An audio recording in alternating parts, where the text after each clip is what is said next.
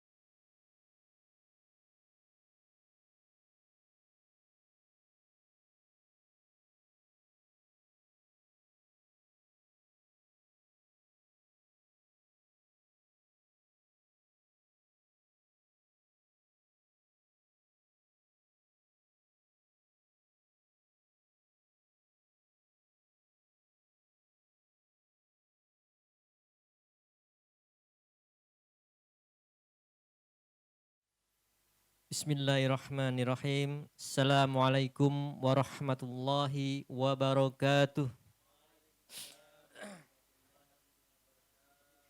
Alhamdulillahi rabbil alamin. Assalatu wassalamu ala asrafil anbiya'i wal mursalin sayyidina wa maulana Muhammadin wa ala ahlihi wa sahbihi ajmain, amma ba'd. Bersyukur kita terus dan terus bersyukur atas nikmat-nikmat Allah yang selalu dan masih diberikan hingga detik ini, baik itu nikmat iman, nikmat Islam, nikmat sehat, nikmat waktu luang, nikmat keluarga,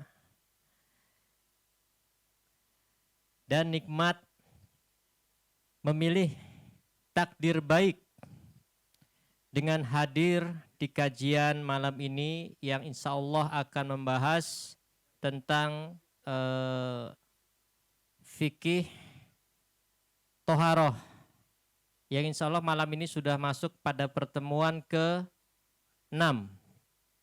Tak lupa sholawat dan salam selalu kita tujukan kepada junjungan kita, Nabi kita, Rasul kita Muhammad Sallallahu Alaihi Wasallam, juga kepada keluarga, sahabat, dan kepada siapa saja yang istiqomah terus mensiarkan, mendakwahkan agama ini secara kafah. Baik, mengingat Al-Mukarram Ustadz Iful Fitrah sudah bersama kita dan waktu juga sudah menunjukkan pukul 20:10, kita akan melanjutkan tema 2 minggu yang lalu sampai kepada mandi-mandi sunnah. Ada 17. Kalau disebutkan nanti makin panjang apa saja, monggo catatannya dibuka. Insya Allah malam ini kita masih seputar mandi. Jadi ternyata ada banyak mandi-mandi yang diatur oleh Islam. Jadi lengkap, Islam ini mengatur apa saja. Dan insya Allah habis membahas tentang mandi, kita ngebahas tentang insya Allah sholat, masuk ke tema selanjutnya. Baik, langsung saja tafadhol Ustadz Iful Fitrah untuk melanjutkan kajian fikih malam ini.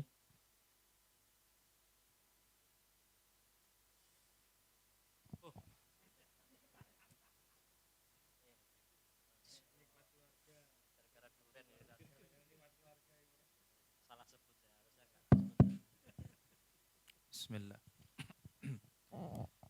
Assalamualaikum warahmatullahi wabarakatuh. Alhamdulillah, alhamdulillahi rabbil alamin. Assalatu wassalamu ala ashrafil anbiya'i wal mursalin. Sayyidina wa maulana Muhammad wa ala alihi wa sahbihi ajma'in, amma ba'd. Ikhwan wa akhwati fillah rahimakumullah, senantiasa kita memuji Allah atas segala nikmat dan karunia-Nya.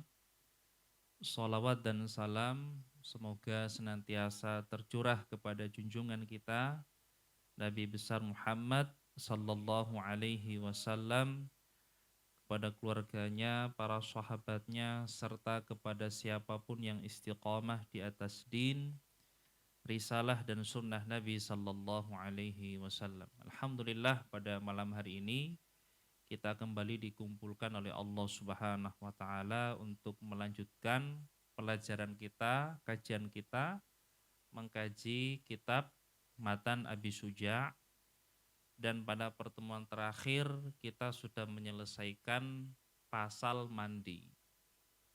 Ya, jadi mandi udah selesai.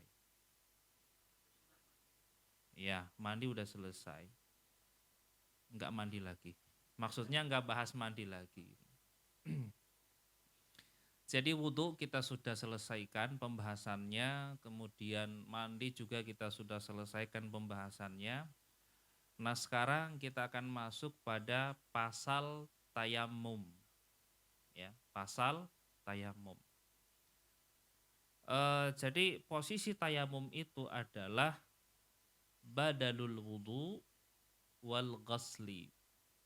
Jadi dia sebagai pengganti wudu dan mandi.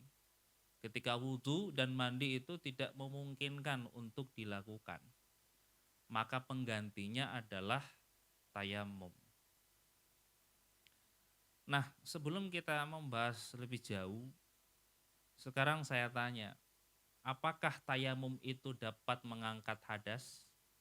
Sebagaimana wudu dapat mengangkat hadas, juga sebagaimana mandi dapat mengangkat hadas. Apakah tayamum dapat mengangkat hadas? Bisa nggak mengangkat hadas tayamum? Hah? Bisa nggak? Bisa nggak mengangkat hadas? Terus sekalian, tayamum itu nggak bisa mengangkat hadas. Kenapa nggak bisa mengangkat hadas? Itulah kenapa ketika Anda itu sudah tayamum, tiba-tiba hujan, tayamum batal dengan sendirinya. Seandainya tayamum itu dapat mengangkat hadas, nggak ada masalah. Nggak perlu bersuci lagi, wong kan tayamum sudah mengangkat hadas. Ngapain bersuci lagi? Ya, antum sudah tayamum nih, sebelum Allahu Akbar turun hujan, misalnya. Apakah tayamumnya tetap dilanjutkan atau batal dengan adanya air? Batal dengan sendirinya dengan adanya air. Itu bukti bahwa sebenarnya tayamum itu tidak dapat mengangkat hadas. Karena itu niat tayamum itu bukan liraf'il hadas. Ya, tidak ada dalam kitab-kitab fikih niat tayamum itu untuk mengangkat hadas. Niat tayamum itu adalah nawaitu tayammuma listibahatis sholah. Saya niat tayamum agar diperbolehkan sholat. Ketika wudhu dan gusel atau mandi tidak dapat dilakukan karena satu halangan atau suatu kondisi yang tidak memungkinkan. Nah, ini dulu ya, ini pengantarnya dulu gitu ya. Ya, jadi tayamum itu tidak mengangkat hadas. Karena itu dia posisinya hanya pengganti saja dalam kondisi yang tidak memungkinkan. Sehingga ketika kondisinya memungkinkan, maka tayamum itu batal dengan sendirinya. Misalnya nih, kamu sudah tayamum, ya, kemudian turun hujan. Anda sholat Anda sah atau tidak? Tidak sah. Kenapa? Karena seolah-olah Anda sholat tanpa suci. Padahal udah tayamum, ya, kecuali kondisinya sedang sholat. Ya, kalau kondisinya sedang sholat, sudah memulai takbir Allahu Akbar, tiba-tiba turun hujan, maka nggak boleh dibatalin. Karena membatalkan ibadah termasuk sholat itu haram, nggak boleh. Kecuali memang ada pembatalnya, kentut, ya, atau dalam kondisi mau buang air nggak tahan, ya, itu uzur untuk membatalkan sholat. Atau misalnya sholat di dalam masjid gempa, takut atapnya roboh, ya lari aja keluar, nggak ada masalah. Ya, nggak usah juga terlalu lebay. Wah, aku tawakal kepada Allah.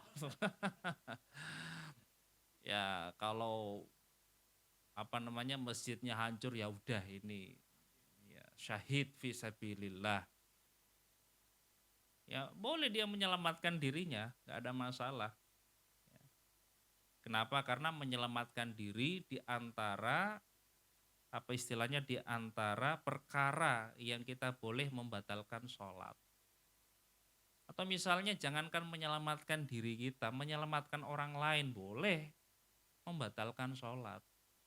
Misalnya kita sedang sholat, anak kita misalnya yang main di atas sumur, manjat-manjat di pinggir sumur, iya kan? Sementara ketika kita ingin menyelamatkan anak kita, kita akan melakukan gerakan yang banyak, yang dengan sendirinya keluar dari aktivitas sholat.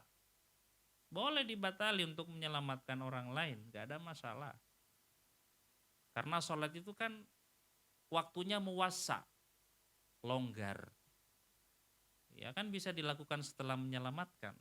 Atau ketika misalnya gempa bumi, kan setelah keluar dari masjid bisa sholat lagi. Tapi kalau udah mati nggak bisa sholat lagi, disolatin. Ya, jadi kalau kita sedang sholat, ya, dengan tayamum, kemudian turun hujan, maka tidak boleh dibatalin. Kecuali tadi kondisi-kondisi darurat. Kenapa? Karena di dalam Al-Quran Allah Subhanahu wa Ta'ala berfirman, "Fala tubtilu a'malakum." Maka janganlah kalian membatalkan amalan-amalan kalian. Gak boleh. Kamu sudah mulai Anda sudah takbir, ya. Kemudian tidak ada perkara yang diperbolehkan kita membatalkan sholat, tiba-tiba membatalkan sholat, itu haram, tidak boleh dilakukan. Nah, itu pengantar tentang tayamum.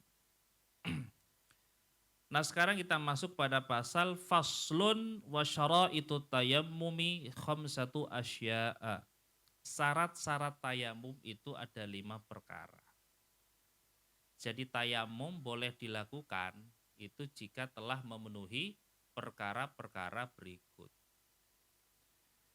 Yang pertama adalah wujudul udhri bisafarin au maradin. Ada uzur, baik karena safar ataupun sakit.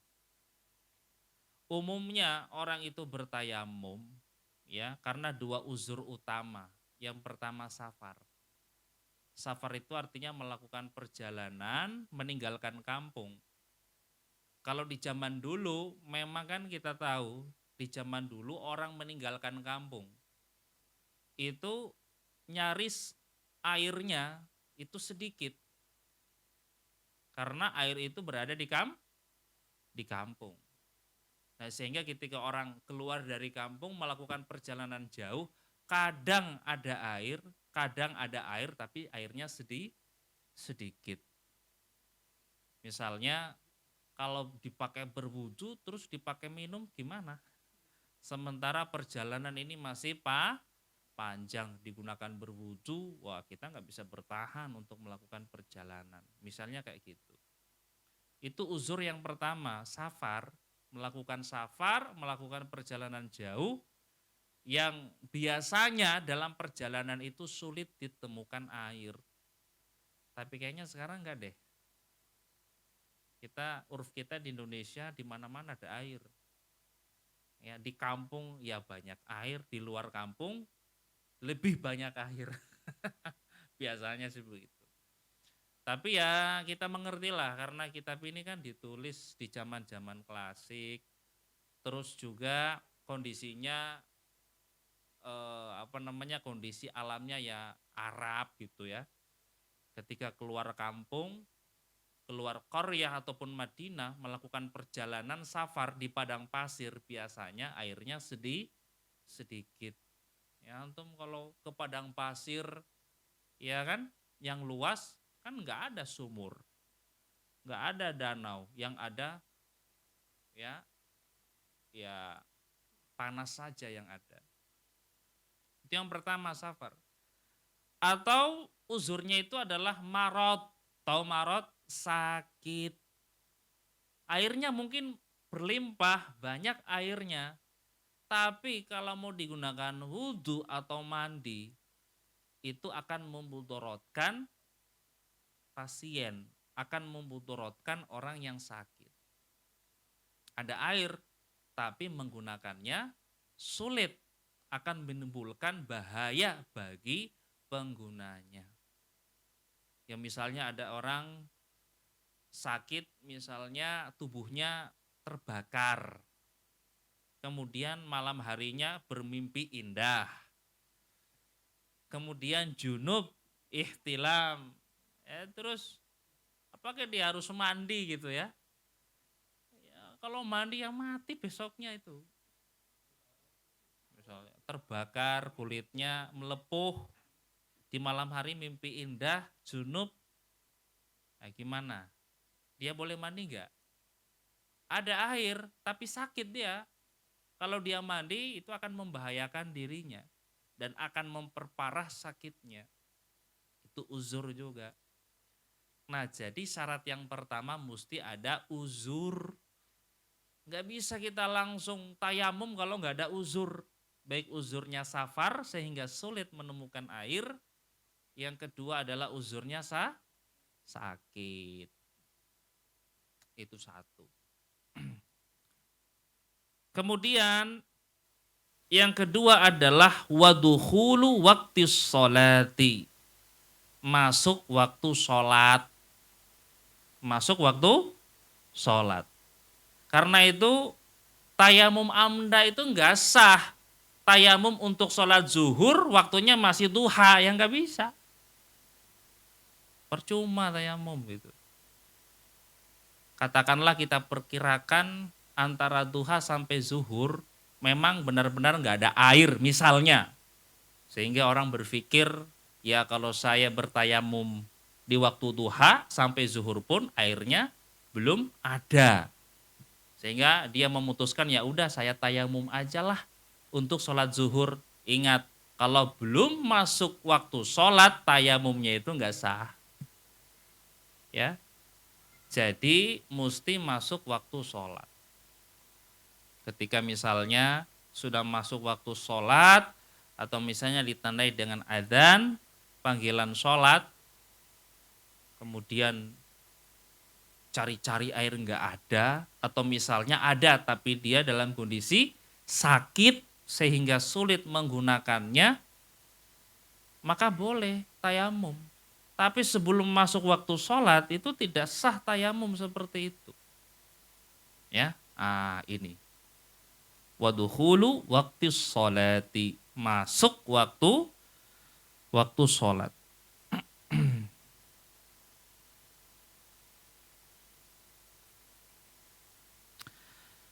Nah, kemudian syarat yang berikutnya adalah wa talabul ma'i. Harus mencari air dulu.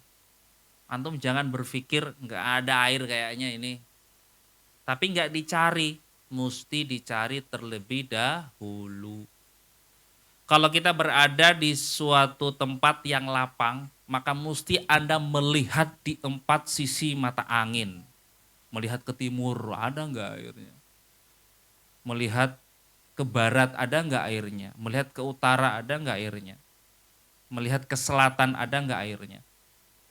Nah, itu dilakukan dulu, dicari dulu airnya. Nanti airnya sudah dicari nggak ketemu baru. Ya. Ini ada juga kasus yang pernah bertanya ke saya, Ustadz, saya ini kan safar. Misalnya saya itu mengendarai kereta, naik kereta. Tapi pembekalan air saya habis. Oh, berarti boleh nggak tayamum? Loh, kan bisa dicari, cari dulu. Di gerbong mungkin, toilet ada, atau misalnya penjual lewat yang dalam gerbong itu, air mineral masa nggak dijual, terlaluan. Ya dicari dulu airnya, cari. Tolabul ma itu harus itu, tolabul ma. Ya. Karena di dalam Al-Qur'an Allah Subhanahu wa taala berfirman, ya, falam tajidu ma'an. Kemudian kalian tidak menemukan air. Kenapa? Karena dicari dulu airnya. Dicari airnya terus airnya nggak ketemu. Ya, fatayammamu sha'idan thayyiba. Maka bertayamumlah dengan debu yang baik. Sudah berapa itu? Sudah 3. Tolabul ma. Mencari air. Kemudian yang keempat adalah wa ta'adzuru isti'malihi. Sulit menggunakannya. Airnya sudah dicari, airnya udah dapat, tapi sulit digunakan. Ya, ada hubungannya dengan uzurnya tadi itu. Sakit misalnya, sulit digunakan. Ya, misalnya tadi itu dia kena bakar. Kemudian dia bermimpi indah, junub. Ya. Apakah dia harus mandi? Nah, kalau mandi kan pasti membahayakan dirinya. Berarti air ada tapi sulit digunakan. Itu yang dimaksud dengan wa ta'adzuru isti'malihi, sulit digunakan. Kemudian yang berikutnya adalah wa i'wazuhu ba'da thalab. Ya. Ini mirip-mirip sih dengan ta'azzur.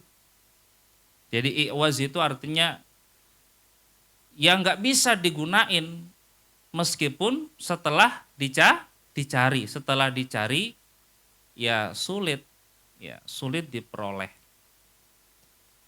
Kemudian yang berikutnya adalah wa turabut thahir lahu gubar. Mesti tanah yang suci yang memiliki debu. Ya.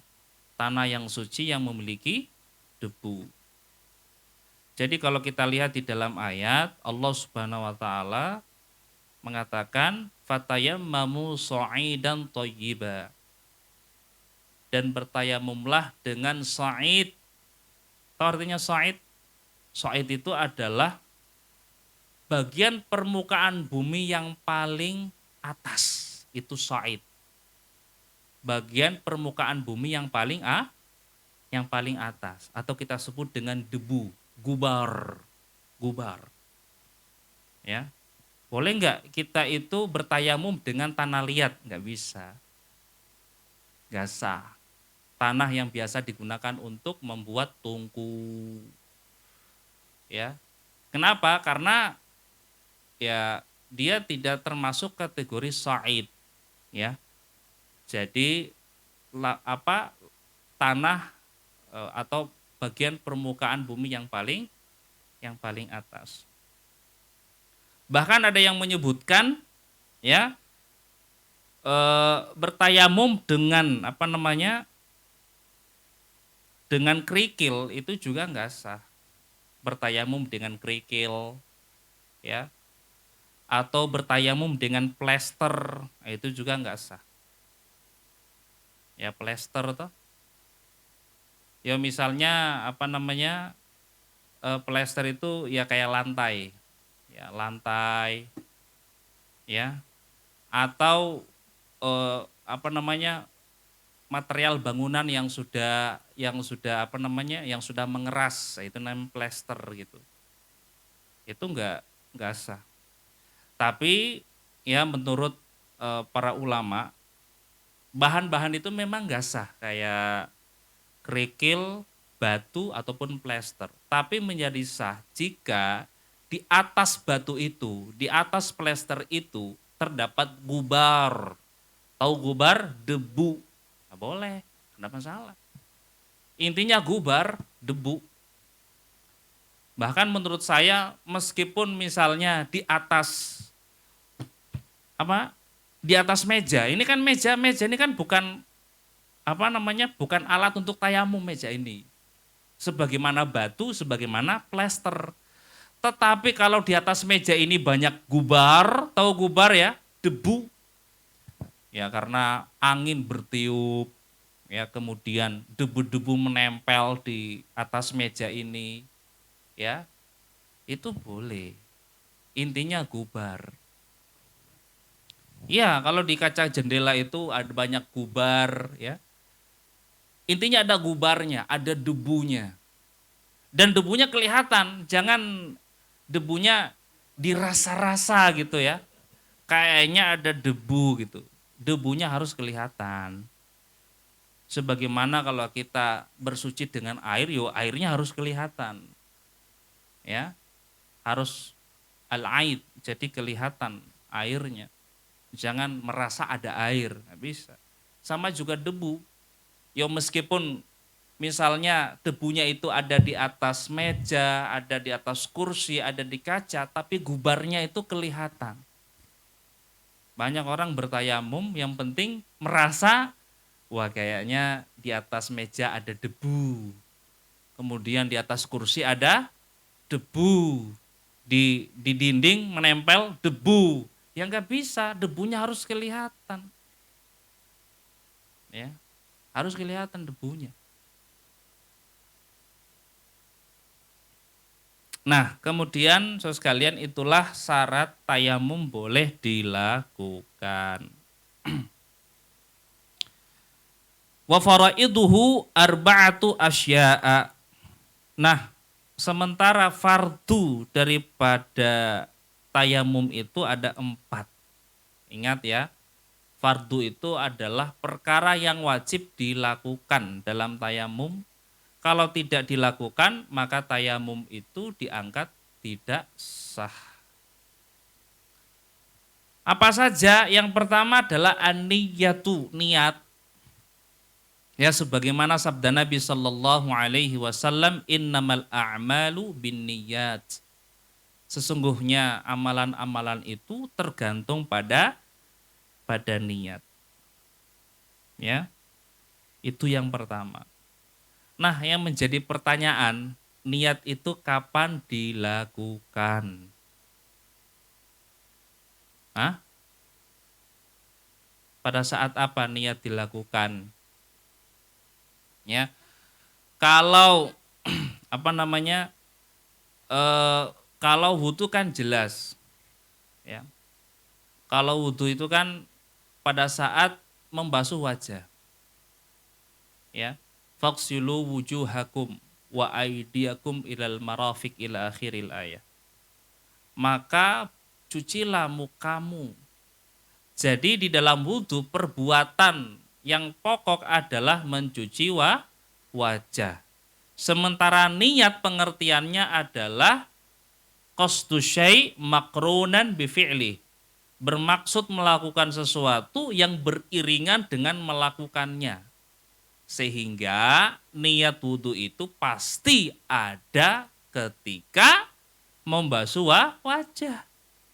Karena wajah itu adalah perbuatan pertama, sementara niat dilakukan beriringan dengan melakukannya. Sama juga ketika sholat, ya, di mana niat sholat?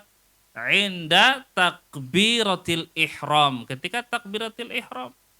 Kenapa? Karena takbiratul ihram itu adalah perbuatan pertama dalam sholat. Sementara niat harus beriringan dengan perbuatan tersebut. Otomatis niat sholat ketika takbiratul ihram, tapi dalam hati. Kalau diucapin mustahil. Allahu Akbar, ada dua suara di situ. Allahu Akbar sama usolli fardhu zuhri, dalam hati. Yang disebut dengan istihdharun niyyah, menghadirkan niat. Ya. Nah, sementara tayamum, ya, menurut yang kami pahami, yang kami pelajari, niat tayamum itu adalah ketika ya debu itu ya intiqal ilal yad, ketika dia berpindah ke tangan. Ya ketika antum itu apa istilahnya? Ya menempelkan, bisa didorbah, dorbah itu dipukul, bisa ditempelin, nggak ada masalah. Meskipun yang sunnahnya itu adalah dorbah, dipukul itu tanah, dipukul itu pasir, dipukul itu debu. Tapi kalau ditempelin bisa juga. Ketika dengan cara ditempelin, debu itu kemudian yantakil ilal yad, dia berpindah atau menempel ke tangan. Maka pada saat debu itu menempel di tangan, disitulah Anda berniat nawaitu tayammuma istibahatas sholah. Aku berniat tayammum agar diperkenankan sholat. Ya, seperti itu. Itu niat satu.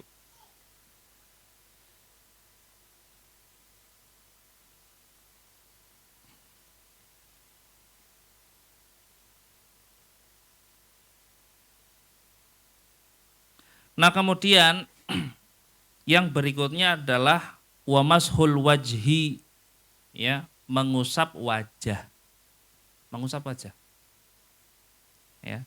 Jadi dorbatan lil wajh.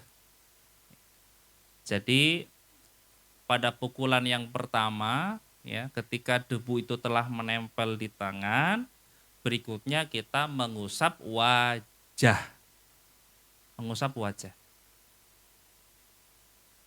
Sebagaimana firman Allah Subhanahu wa taala, famsahu biwujuhikum, ya, maka usaplah wajah-wajah kalian.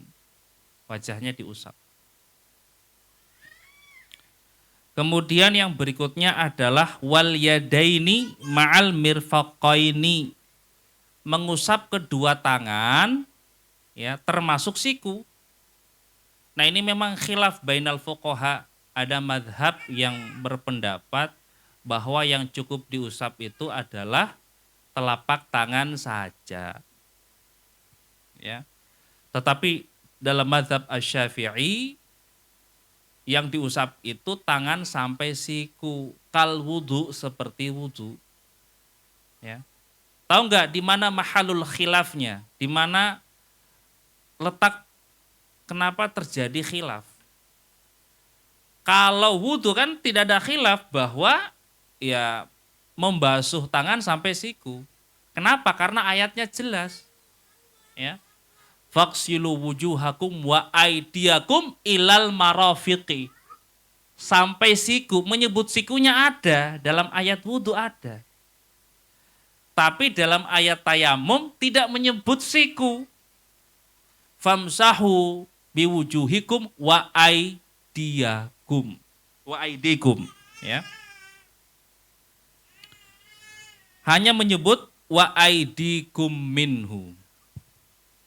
Jadi usaplah wajah kalian wa aidikum minhu, dan tangan kalian. Memang nggak disebutin di situ ilal marafiqi sebagaimana wudu, sehingga para ulama khilaf apakah mengusap tangan ini sampai siku atau cukup telapak tangan tok. Nah, bagi kami yang kuat itu adalah sampai siku. Ya, jadi dikiaskan. Apa dikiaskan. Dikiaskan dari wudhu. Nah, yang menjadi pertanyaan, ini kan dua tangan nih, ya, dua tangan. Apakah satu tepukan untuk kedua tangan atau satu tangan satu tepukan dan satu tangan lagi satu tepukan yang lain? Maka jawabannya satu tangan satu tepukan, satu tangan berikutnya satu tepukan lagi. Jadi bukan satu tepukan berlaku kedua tangan. Kenapa? Karena sebagaimana ada al-ma'ul isti'mal, ada pula istilah at-turabul sebagaimana ada istilah al-ma'ul musta'mal, maka ada pula istilah at-turabul musta'mal. Ya. Kemarin kan kita sudah belajar ada namanya air musta'mal, air bekas wudhu atau air bekas mandi. Nah, ada juga namanya at-turab al-musta'mal, ya, tanah bekas tayamum.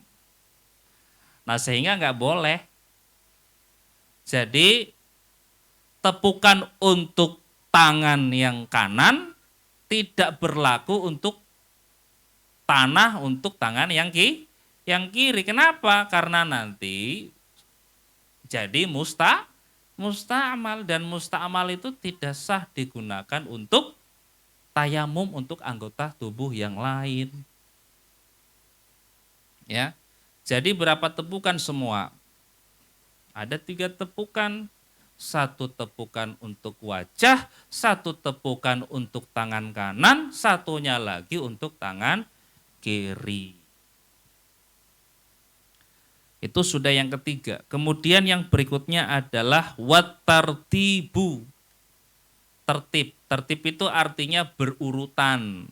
Wajah dulu, baru kedua tangan. Jangan dibalik, tangan dulu baru wajah. Nah, sekalian, itulah 4 ya fardu tayamum yang harus ada. Yang pertama niat, yang kedua mengusap wajah, yang ketiga mengusap kedua tangan termasuk siku, dan yang keempat adalah tartib atau berurutan. Jelas?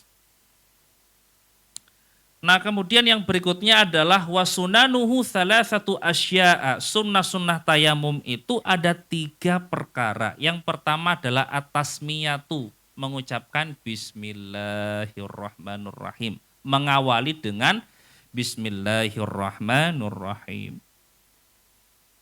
Ya. Karena dalam sebuah hadis yang kita sudah pernah baca, ya, kullu amrin dzibalin la yubda'u fihi bi bismillahirrahmanirrahim fahuwa aqta'. Jadi setiap urusan yang penting yang tidak dimulai dengan bismillahirrahmanirrahim, maka urusan itu pasti terputus. Apa yang dimaksud dengan terputus? Terputus keberkahannya atau mengurangi keberkahannya. Kita kalau makan yang halal, berkah nggak makanan yang halal itu? Berkah, makanan halal berkah. Tapi ketika kita makan tidak mengucapkan bismillah, itu mengurangi keberkahannya. Ya, tidak menghabiskan keberkahannya, tapi mengurangi keberkahannya. Harusnya keberkahan makanan yang halal itu 100%. Tapi karena kita nggak ngucapin bismillah, kita hanya dapat 50% saja. Jelas ya? Ya, jadi ucapkan bismillah. Kemudian yang berikutnya adalah wa taqdimul yumna 'alal yusra, ya. Jadi mendahulukan yang kanan atas yang kiri. Ini terkhusus ketika mengusap kedua tangan. Kanan dulu baru kiri. Ya, dalilnya jelas toh dari Aisyah radhiyallahu anha. Kana Nabi sallallahu alaihi wasallam yu'jibuhut tayammun. Jadi Nabi itu senang berkanan-kanan. Fitana'ulihi, baik ketika memakai sandal, watarajulihi ketika menyisir rambut, mulai dari nyisir yang kanan, kemudian yang kiri. Ya, wa fi kulli ahyanihi, dan dalam segala kondisinya. Ya.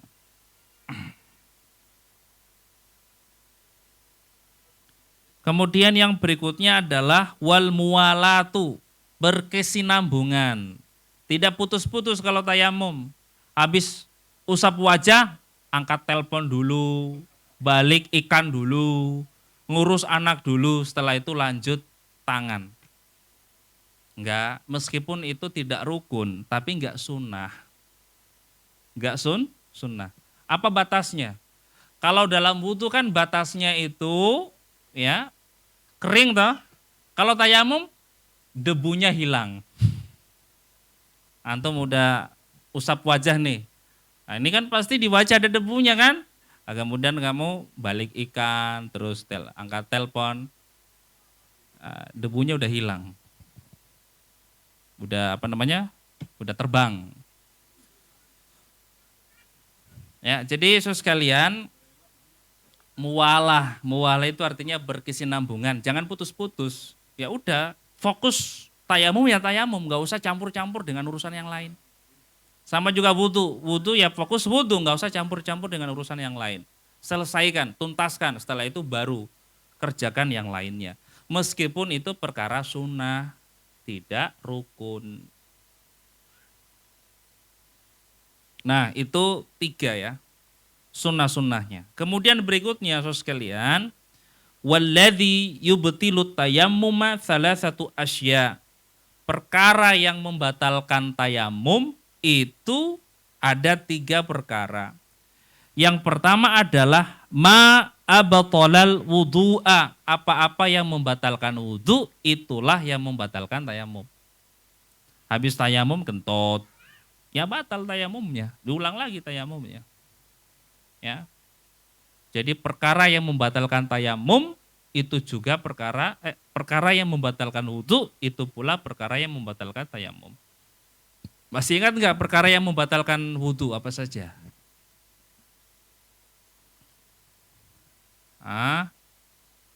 Ma kharaja minas sabilain, apa yang keluar dari 2 jalan, kubul sama dubur. Nah, apalagi yang kedua? Masul mar'atil ajnabiyah, lamsul mar'atil ajnabiyah, menyentuh wanita asing. Yang ketiga, ya, masul farj dunaha ilin, bikafil baten, bibatnil kaf ya, terbalik ya. Jadi menyentuh kemaluan dengan telapak tangan bagian depan. Apalagi sudah 3. An-naum ala ghairil mutamakin. Ya. Jadi duduk yang tidak tidur dalam kondisi yang tidak tamakun. Misalnya tidur terlentang. Tapi kalau tidur dalam kondisi duduk yang tamakun itu enggak batal wudunya. Terus apa lagi? Zawalul aqli bimaradin au sakar. Jadi dia itu hilang akal baik karena sakit atau mabuk. Nah itu perkara yang membatalkan wudu. Itu pula yang membatalkan tayamum. Nah itu yang pertama ya. Kemudian pembatal tayamum yang kedua adalah waru'yatul ma'i fi ghairi waqtis sholati. Melihat air di luar waktu ketika sholat. Misalnya, ya sebelum sholat intinya. Kamu sudah tayamum, sebelum sholat, lihat air. Nah itu tayamumnya jadi batal dengan sendirinya. Tapi ketika sedang sholat sudah sedang berjalan, kemudian lihat air atau airnya wujud, maka jangan batalin sholatnya. Ya. Meskipun memang yang terbaik, yang sunnah adalah i'adatuha bil wudu. Setelah sholat dengan tayamum, Anda bisa mengulangi sholat dengan wudu. Itu sunnah hukumnya. Sunnah hukumnya. Dalilnya jelas. Jadi ada satu riwayat, ini ada 2 sahabat nih, sedang melakukan perjalanan. Sudah masuk waktu sholat, tapi mereka belum menemukan air. Udah mereka tayamum kemudian sholat. Melanjutkan perjalanan. Ternyata waktu sholat belum berakhir, mereka menemukan air. Tapi kan sudah selesai sholat. Satu memilih, wah saya nggak perlu sholat lagi, sudah sholat. Yang satunya, saya ulangi sholat. Mereka kemudian kasus ini mereka sampaikan kepada Rasulullah. Kata Rasulullah, adapun dia, maka dia dapat 1 pahala. Adapun yang satunya dapat 2 pahala. Ya, berarti sunnah mengulangi sholat dengan wudhu. Tapi kalau nggak mengulangi sholat, ya sudah cukup. Nah, tapi kalau airnya dilihat di luar ketika sholat atau sebelum sholat, maka tayamumnya itu menjadi batal dengan sendirinya. Kemudian yang ketiga adalah wariddatu. Wariddah itu maksudnya murtad. Ya, murtad itu membatalkan tayamum. Ya bisa saja antum habis tayamum, ada orang habis tayamum, ya sudah masuk waktu sholat, ya tayamum, sebelum sholat dia murtad dulu, habis murtad masuk Islam lagi, nah itu tayamumnya udah batal itu dengan ridha itu dengan tayamum. Ya sama dengan wudhu juga sebenarnya. Jadi wudhu itu batal dengan dengan kemurtadan. Semua amalan, misalnya juga puasa juga sama. Antum sudah mulai puasa, di siang hari murtad misalnya, kemudian sebelum berbuka masuk Islam lagi.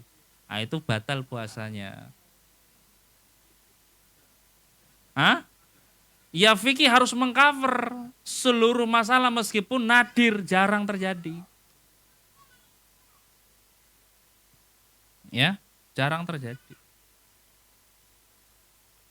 Bahkan apa istilahnya ada bahasa dalam fikih itu misalnya kasus yang tadi itu yang makharaja minas sabilain, apa yang keluar dari dari dua jalan. Kemudian di beberapa kitab itu mencontohkan meskipun yang keluar itu adalah benda suci, kal aso, seperti tongkat. Mungkin gak antum buang air keluar tongkat? Ya nggak mungkin. Tapi siapa tahu orang habis tongkat kecil, pensil misalnya, ya buang air keluar pensil misalnya. Ya meskipun itu nadir, tapi dalam kitab-kitab fikih itu ada. Ya. Bahkan dalam kitab fikih juga itu membahas tentang ini loh Mas. Dalam beberapa literatur fikih itu membahas tentang putri duyung. Ada. Misalnya begini, ada nelayan, dia menemukan ikan tapi mirip manusia. Nah, itu itu pembahasannya boleh enggak disetubuhi? Nah, itu ada pembahasannya. Nah, atau misalnya itu boleh enggak dikonsumsi? Ada dalam literatur fikih. Bahkan dalam kitab Majmu' Fatawanya Syekhul Islam Ibnu Taimiyah, putri duyung juga dibahas.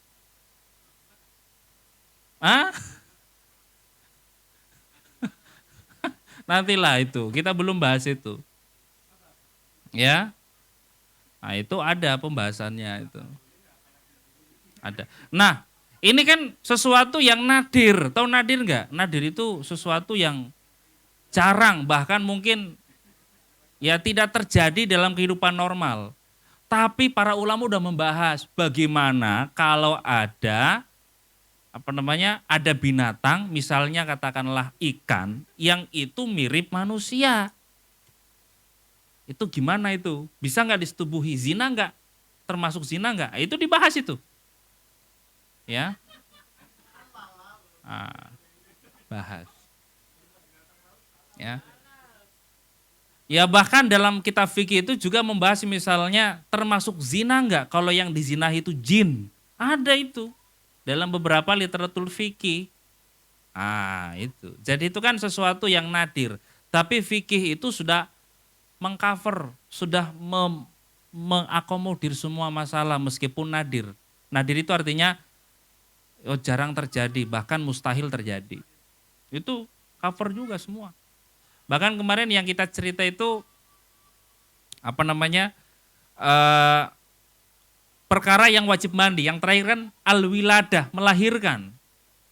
Orang kan berpikir, yo kan sudah ada nifas, kenapa mesti ada nyebut wiladah, melahirkan? Ini untuk menjawab bagaimana kalau ada wanita melahirkan tanpa nifas. Apakah dia tetap dihitung berhadas besar atau tidak? Maka kata para ulama terhitung hadas besar. Kenapa? Karena melahirkan itu sama dengan mengeluarkan mani. Karena anak itu kan mani sebenarnya. Yang sudah berubah wujud jadi manusia. Jadi ketika melahirkan itu sama artinya keluar mani. Nah keluar mani itu termasuk perkara yang mewajibkan mandi. Orang mungkin berpikir, ya kan sudah ada nifas. Ya gimana kalau enggak nifas? Ada enggak di dunia ini yang pernah melahirkan tanpa nifas? Ada. Setahu saya Maryam. Yang kedua misalnya Siti Aminah. Itu tidak nifas. Yang lain siapa tahu misalnya ibunya Imam Mahdi misalnya. Misalnya. Ya, ibunya Imam Mahdi melahirkan Imam Mahdi tanpa nifas misalnya.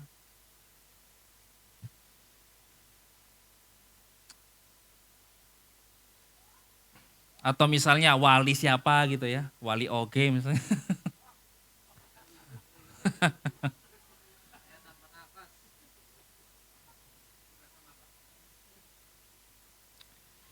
Ya jadi sudah jam berapa? Baru jam 9 ya. Nah saya selesaikan 3 baris ini ya, 3 baris ini. Nah kemudian yang berikutnya wasahibul jabairi yamsahu 'alaiha, dan orang-orang yang menggunakan al-jabair itu maksudnya begini. Orang itu kalau patah tulang, ingat ya, orang itu kalau patah tulang dia kan menggunakan apa namanya itu? Gips ya. Apa namanya? Gips.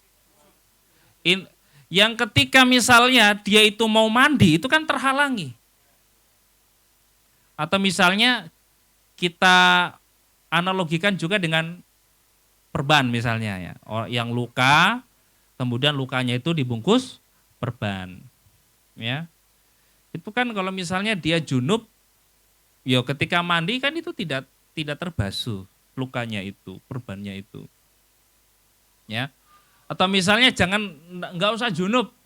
Misalnya wudu ya, ada anggota tubuh wudu yang misalnya terkena itu. Ya, perban.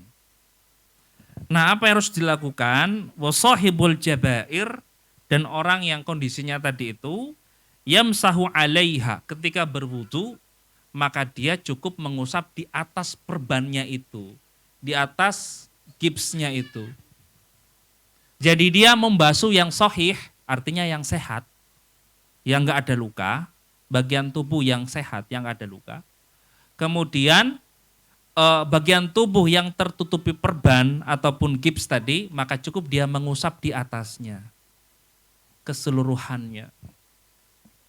Oke. Itu maksudnya.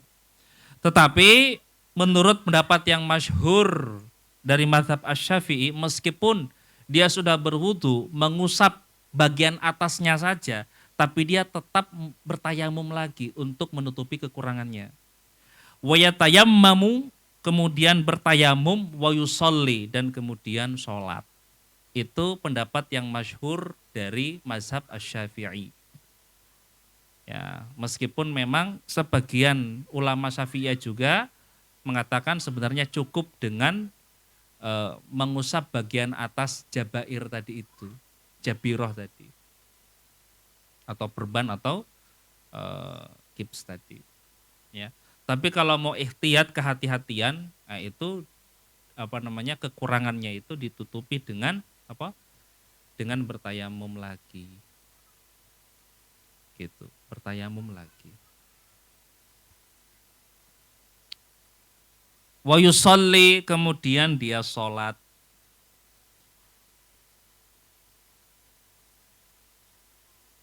Wala i'adata alaihi ingkana wata'aha ala tuhrin. Dan dia tidak perlu mengulangi lagi cara bersucinya tadi. Ya, ketika dia meletakkan jabirohnya tadi, perbannya tadi, ya, dalam kondisi suci gitu. Ya, seperti seperti kita memakai khuf, ya. Ya, kita memakai khuf. Kalau kita memakai khuf itu kan ya kita harus memasangnya dalam kondisi suci, ya toh? Kita memasangnya dalam kondisi suci, kemudian kita cukup mengusap bagian atas khuf, ya. Kemudian itu sudah bisa kita lakukan sholat, ya. Dan kemudian kalau kita mau sholat lagi tidak perlu mengulangi wudhu dengan cara mengusap khuf, itu sudah cukup. Kalau kita memasang khuf itu dalam kondisi suci.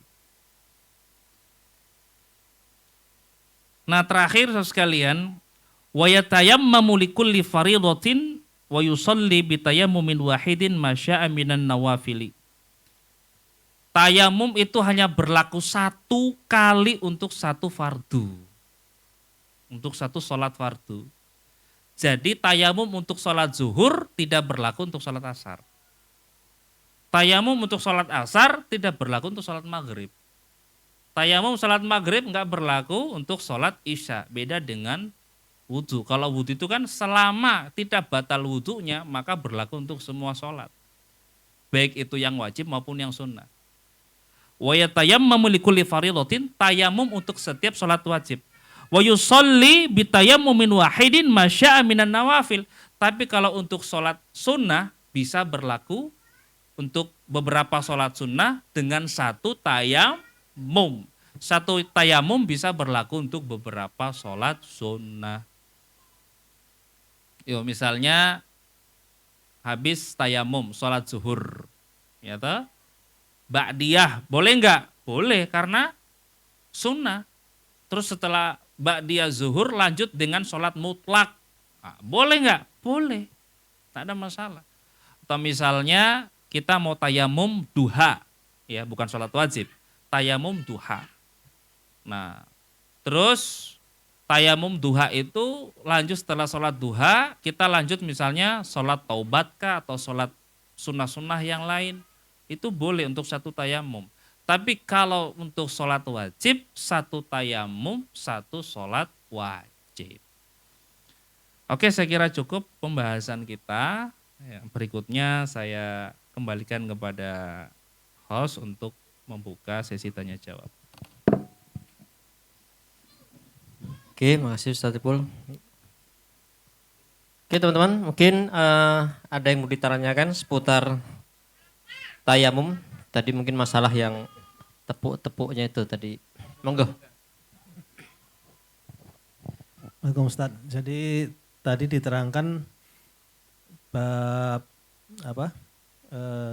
debu yang digunakan tuh harus debu yang memang terlihat gitu ya. Ya, cuman bagaimana kondisinya seandainya seperti kita waktu di uzurnya karena sakit. Kita dirawat di rumah sakit, di ruang ICU, tidak bisa turun. Dan posisi ruangan kan kalau ICU pasti steril dan ber-AC gitu ya. Kita tidak menemukan debu yang tidak terlihat gitu. Jadi apakah kita bisa tetap bertayamum dengan perasaan saja? Atau harus seperti apa gitu anunya? Ya gimana ya, orang yang sakit kan nggak sendirian di dalam ruangan toh. Ya, orang yang sakit itu kan ada yang merawat, ada yang menemani. Itu kan tinggal disuruh aja ambilin debu di luar sana. Saya mau tayamum. Yo, saya nggak bisa kalau pakai air. Nah, kalau pakai air wudhu misalnya dia terhalangi dengan sakitnya, ya kan bisa diperintah itu perawat kah atau keluarga ambilin debu dong. Ya, ya nggak rumit kalau ada kemauan sebenarnya. Ya karena saudara sekalian, kita nggak bisa bertayamum kalau nyata-nyata nggak ada debu yang kelihatan. Gimana caranya? Itu seolah-olah kita berwudu dengan air dalam angan-angan. Jadi Anda berangan-angan ada air kemudian berwudu. Nggak bisa.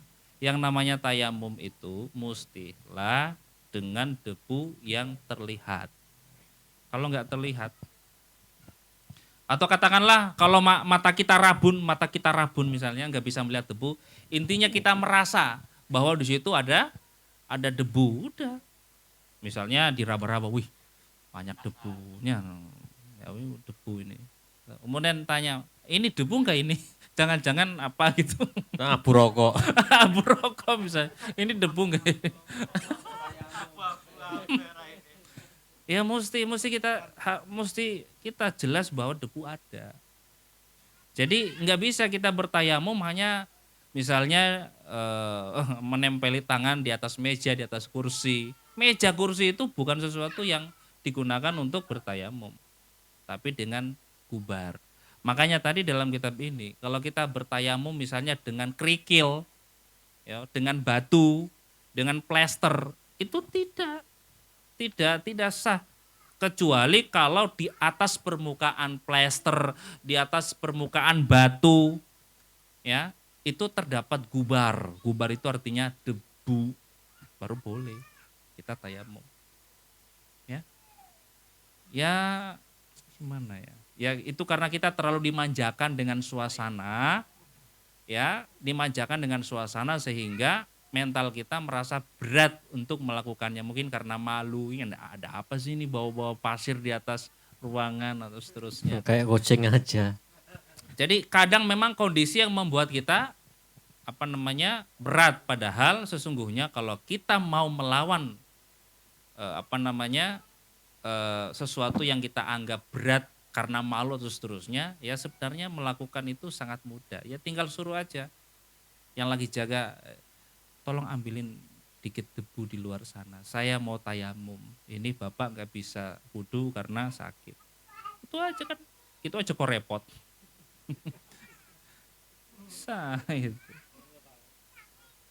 Allahu a'lam bishawab. Gitu. Ya alhamdulillah selalu ada air di Indonesia insya Allah ya. Oke, yang lain ada yang mau tanya seputar suci dalam debu? Boleh? Iya. Ada pertanyaan lain?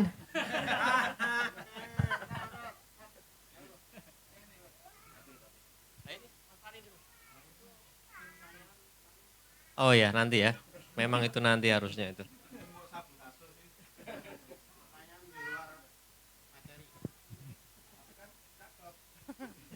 Bismillahirrahmanirrahim. Assalamualaikum warahmatullahi wabarakatuh. Ustaz mau tanya tentang niat tadi, Ustaz. Kalau tidak salah yang dijelaskan itu niat berbarengan pada saat kita menempelkan, Ustaz ya. Atau pada sholat itu pada saat kita takbirat mengangkat kedua tangan. Nah, bagaimana Ustaz? Ada yang mengatakan bahwa niat itu juga boleh sebelum takbiratul. Jadi pada saat dia sebelum Allahu Akbar dia itu sudah niat duluan.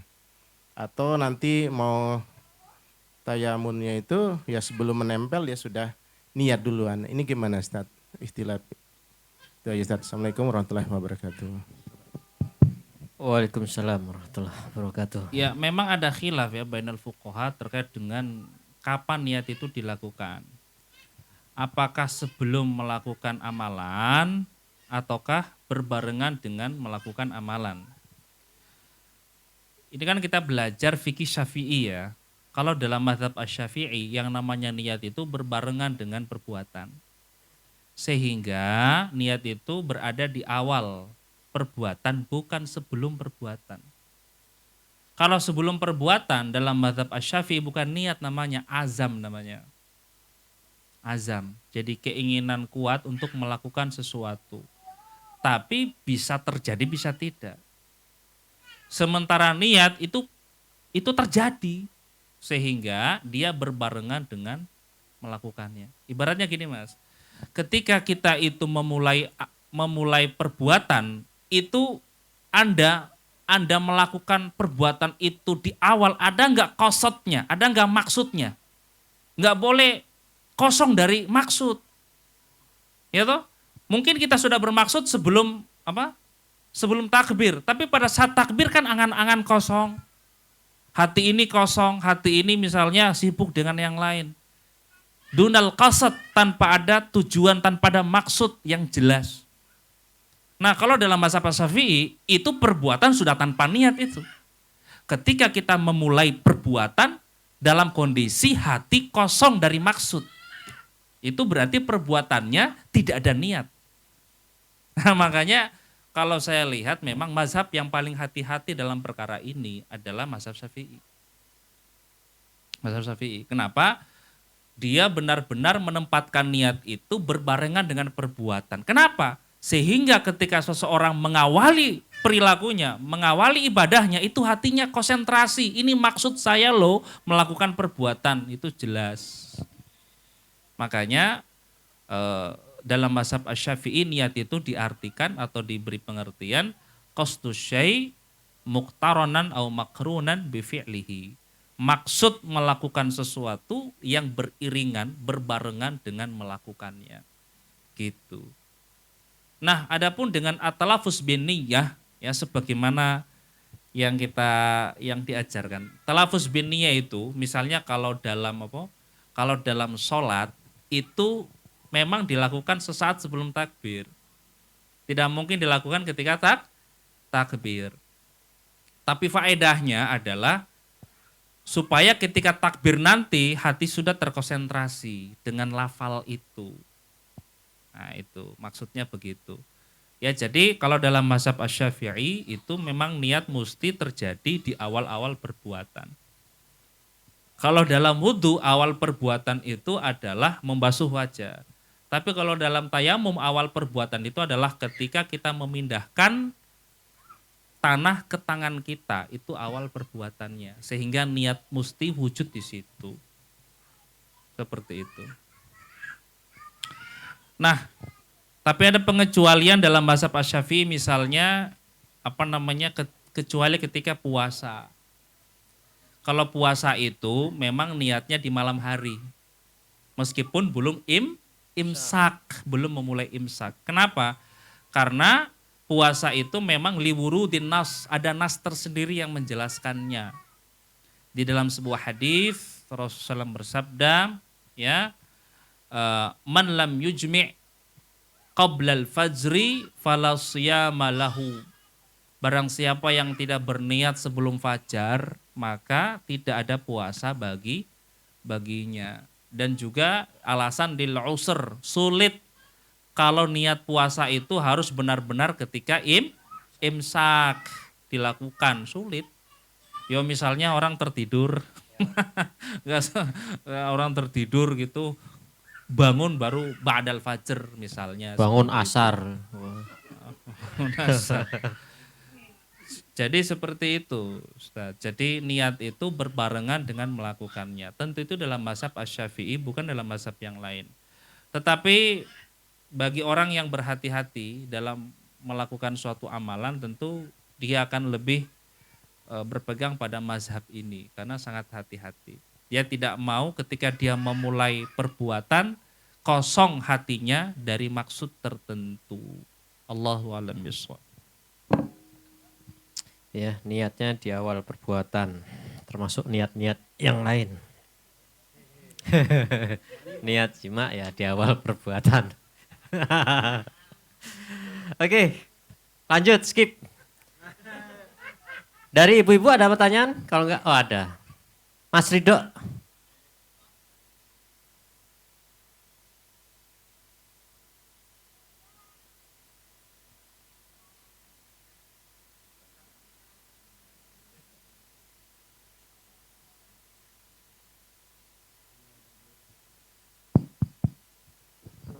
Bismillahirrahmanirrahim. Assalamualaikum warahmatullahi wabarakatuh.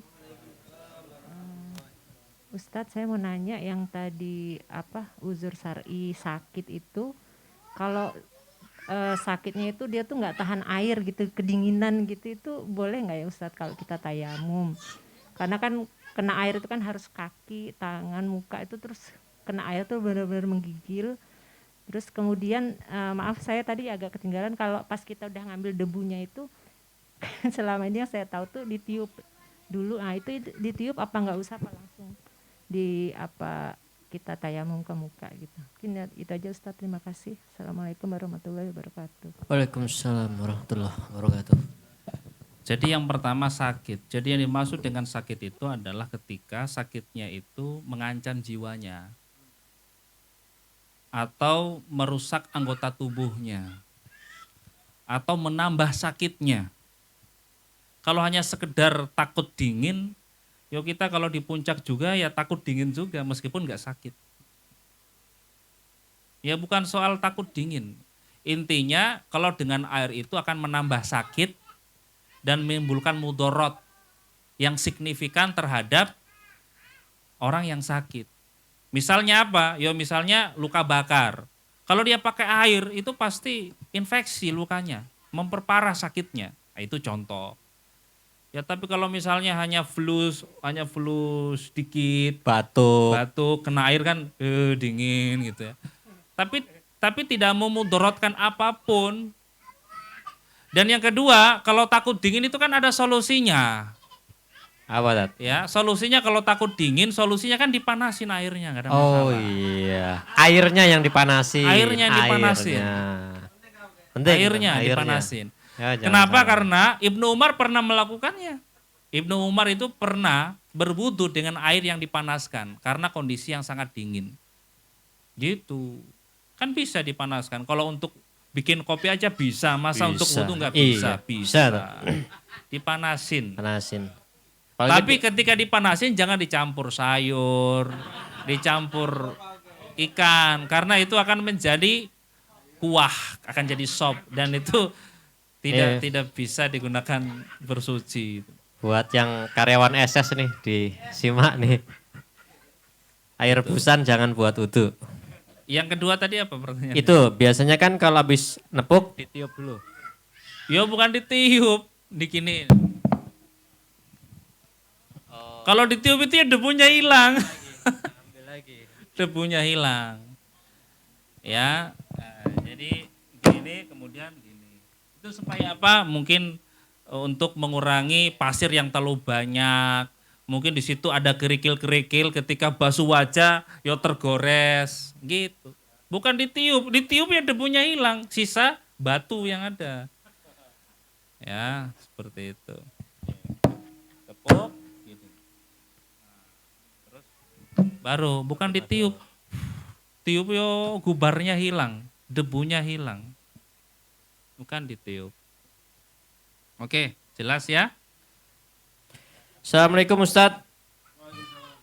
Misal kalau di jendela ada debu untuk tayamum, tapi juga ada bekas kotoran hewan. Bagaimana Ustadz? Sedangkan disitulah yang terlihat paling meyakinkan debu bisa dilihat. Dengan asumsi memang benar-benar tidak ada air. Jadi seperti apa? Yo kalau ada kotoran yang nggak bisa digunakan untuk bertayamum. Nggak bisa. Ya caranya jangan cari yang di jendela, nyuruh orang untuk ambil debu di luar sana. Ya nggak bisa. Nggak bisa ya. Kalaupun ada debu, kalau ada kotoran, ya nggak bisa. Ya, karena kita tidak bisa bersuci atau bertayamum dengan benda najis. Najis. Nggak boleh. Allahu a'lam bishawab. Oke, ada lagi? Kalau tidak ada mungkin kita akhiri. Mas Nino, cukup. Oh ya, saya ini kasus kemarin lupa saya jawaban antum Tat. Waktu saya umroh kemarin itu kebetulan mutawifnya ketika di pesawat menyarankan untuk tayamum. Untuk sholat ketika di atas nih. Nah kebetulan saya mengikuti itu. Iya. Iya depan kursi itu dipuk-puk aja gitu loh. Gimana itu? Saya melakukan itu Tat. Ya di pesawat kan ada air. Iya maksudnya mutawifnya kemarin kan nyuruhnya tayamum tidak apa-apa. Saya ikut mutawifnya. Ya kalau saya mutawifnya nggak akan kayak gitu. Ya, di kasus yang ini Tat maksudnya gimana Tat? Di kasus yang ini. Umrohnya kok diulang. Pesawat loh. Ya sebaiknya diulang.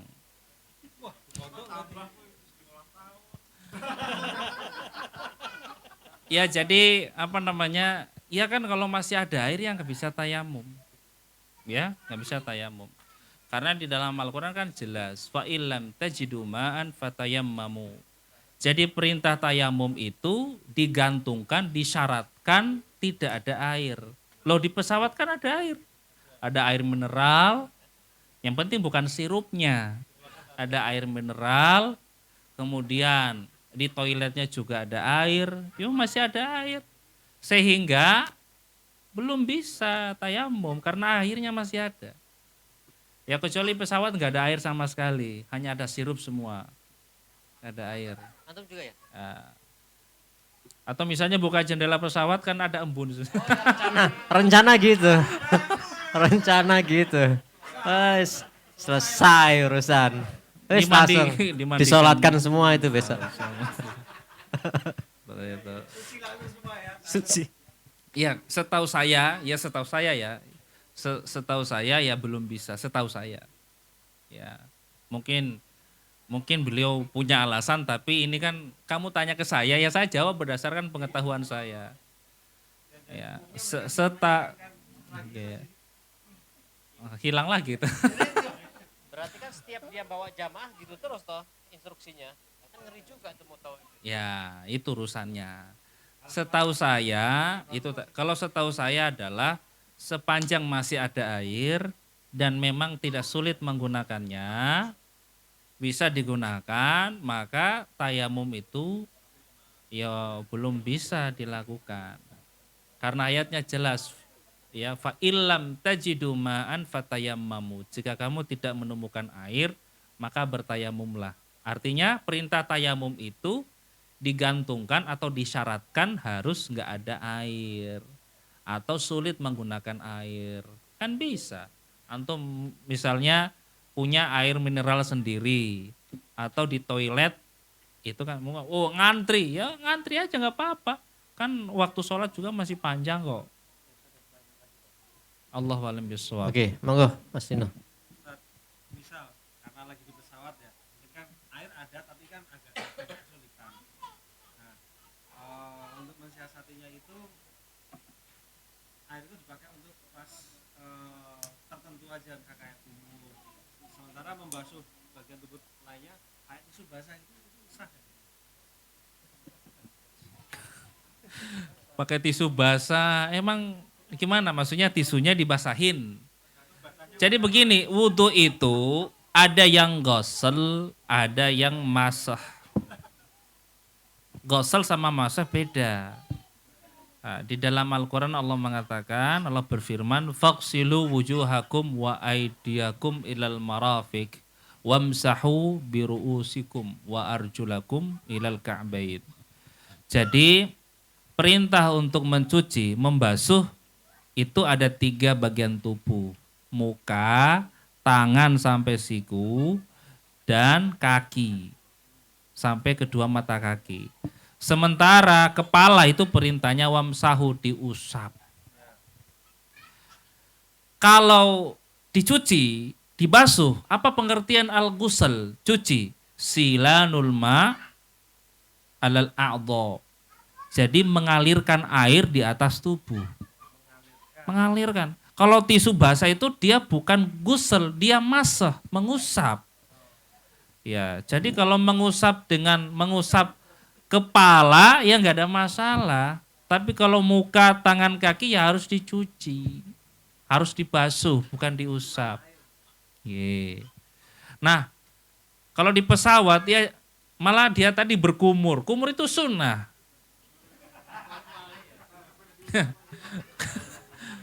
Ya, sekalian diminum aja lah. Ya jadi yang kumur lagi mending untuk minum. Jadi begini, apa namanya?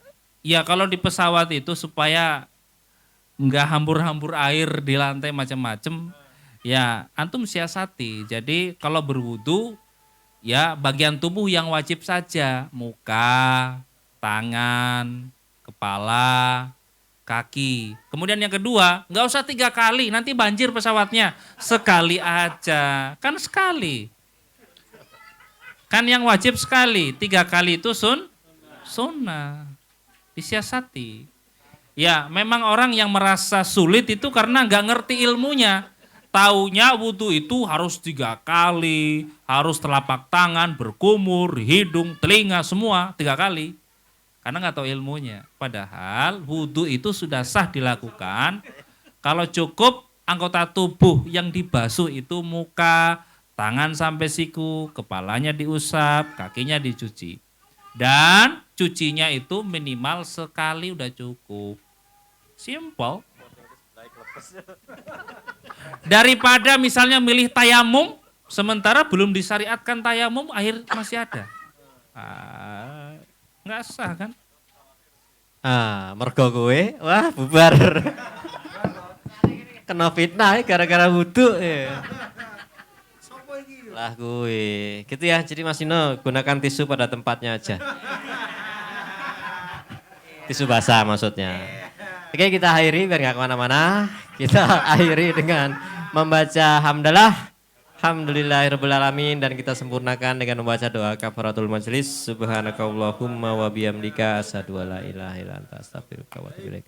Wabillahi taufiq wal hidayah. Wassalamualaikum warahmatullahi wabarakatuh.